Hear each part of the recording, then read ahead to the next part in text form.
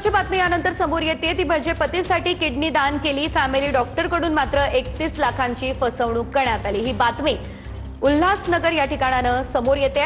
पतीसाठी पत्नीनं किडनी दान केली, मात्र इन्फेक्शनमुळे पुन्हा मृत्यूसोबत झुंज सुरू आहे। किडनी डोनर मिळवून देण्याचं सांगून फॅमिली डॉक्टरनं 31 लाखांची फसवणूक केली आहे। उल्हासनगरमधील दीपाली चव्हाण यांचीही 31 लाखांची फसवणूक झाली आहे। लाखो रुपये देऊनही पतीचं ऑपरेशन झालं नाही आणि डोनरही मिळालेला नाही आहे। अधिकची अपडेट या संदर्भातली आपण ग्राफिक्सच्या माध्यमातून घेऊयात। पतीची किडनी खराब झाली, त्यामुळे पत्नीनं स्वतःची किडनी पतीला दान केली, मात्र इन्फेक्शन झालं, त्यामुळे पतीवर पुन्हा उपचार सुरू झाले। यावेळेस फॅमिली डॉक्टर गौरव धर्मा नायर यांनी ओळखीने किडनी डोनर मिळवून देतो आणि ऑपरेशन करून देतो असं आमिष दाखवलं।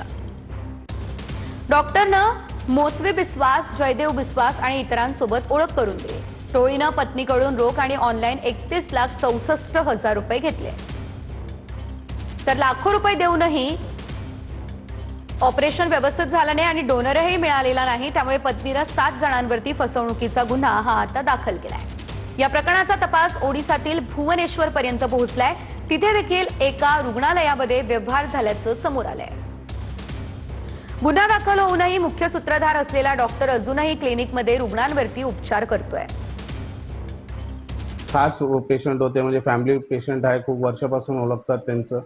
तर मी प्रयत्न केला की बाबा कोणीतरी आपल्याला भेटावं जे हे काम करून देऊ शकतं आणि मग त्याच्यानंतर त्यांचं लाईफ जे आहे ते थोडंसं व्यवस्थित व्हावं। त्यासाठी आपण ट्राय करून आपल्याला कुठं कॉन्टॅक्ट भेटलं तर बघून हे आपण त्यांच्याकडून त्यांना ते कॉन्टॅक्ट दिलेलं।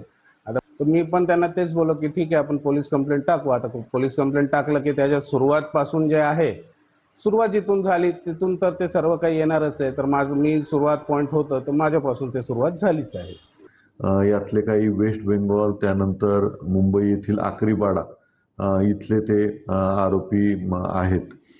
यामध्ये संबंधित पैसे ट्रान्सफर झाल्यानंतर त्यानंतर त्यांना कुठलंही किडनीचं प्रत्यारोपण किंवा त्यांचे पैसे परत न गेल्यामुळं संबंधित फिर्यादी महिलेने जे आहे ते पोलीस स्टेशनला येऊन तक्रार दिलेली आहे।